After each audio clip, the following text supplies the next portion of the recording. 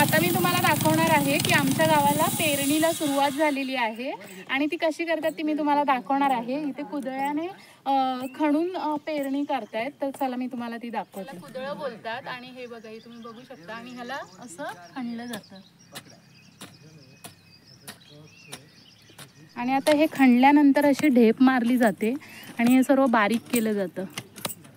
गुड्डी आता इथे हे खणते आणि हे वरती वरती खणायचं असतं, जास्त खोलवर असं खणायचं कारण ते दाढ काढायला तुम्हाला एकदम व्यवस्थित होते। आणि कोणतं भात पेरलंय हे वहिनी? पूजा नावाचं बियाणं पेरलेलं आहे इथे।